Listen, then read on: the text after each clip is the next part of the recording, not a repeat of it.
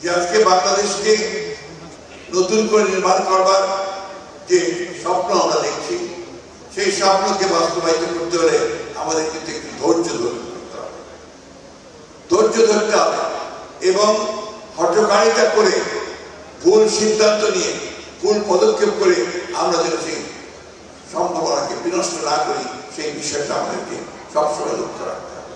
হ্যাঁ, দেশের অবস্থা অর্থনৈতিক দিক দিয়ে খুব ভালো নয়, রাজনৈতিক দিক দিয়ে ভঙ্গুর অবস্থায় আছে, একটা ভাসমান পরিস্থিতি আছে। আমরা সেইটাকে একসাথে করতে চাই, আমরা সেটাকে একখানে নিয়ে সবাই মিলেই আমরা এই সমস্যাগুলো সমাধান করতে চাই। সবাই মিলে একসাথে হয়ে যদি আমরা সেই দানবকে ফ্যাসিকে সরাতে পেরেছি, তাহলে আমরা কেন পারবো না আমাদের জন্য সত্যিকার অর্থে একটা নতুন সম্ভাবনার একটা নতুন রাষ্ট্র নির্মাণ করতে। আমরা সংস্কারের কথা আগেই বলেছি, আবারও বলছি যে আমরা সংস্কার চাই। কিছু কিছু মানুষ আছেন যারা একটু ভুল বোঝার চেষ্টা করেন যে আমরা সংস্কার আগে নির্বাচন চাই বা নির্বাচনে যে অস্থির হয়ে গেছে, বিষয়টা কিন্তু সেটা না। 250টিরও বেশি ডিজাইন অপশন নিয়ে ওয়ালটন স্মার্ট ফ্রিজ, বোঝে আপনার প্রয়োজন। এটা বুঝতে হবে।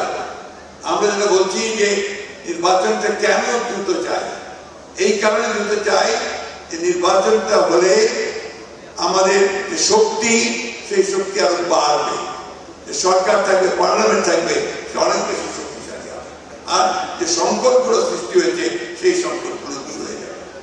আমরা এই কথা বলেছি যে আমরা নির্বাচনের পরে আমাদের দল থেকে আমরা বলেছি যে আমরা একটা ঐক্যবদ্ধ জাতীয় সরকার করতে চাই, সবাই মিলে রাষ্ট্রের সমস্যার সমাধান আমরা করতে চাই। এটা আমাদের কথা। এখন যারা অন্যান্য দলে আছেন, যারা রাজনৈতিক দলগুলো আছেন, তারা অবশ্যই এটা ভাববেন, চিন্তা করবেন এবং সেই হিসাবে তাদের যে মতামত, সেই মতামত দেবেন। আমি বিশ্বাস করি তত্ত্বাবধায়ক সরকার, বা আমরা বলছি না, আমরা বলছি ইন্টারিম গভর্নমেন্ট, সেই ইন্টারিম গভর্নমেন্ট তাদেরকে আমরা সমর্থন দিয়েছি, সমর্থন দিয়ে যাচ্ছি এবং এই সমর্থন দিয়ে তাদের পক্ষেই সম্ভব হবে আমরা একটা পথ খুঁজে পাবো, যে পথে আমরা সামনের দিকে এগিয়ে যেতে পারবো। আমার বাংলাদেশ পার্টি, এবি পার্টি একটা নতুন ইয়াং তরুণদের নেতৃত্বে এসেছে। আমি ব্যক্তিগতভাবে খুবই আশাবাদী এই দলের মধ্যে যে সমস্ত তরুণেরা এসেছেন, যারা দল করছেন, দলকে সামনের দিকে এগিয়ে নিয়ে যাচ্ছেন, তারা অবশ্যই সফল হবেন।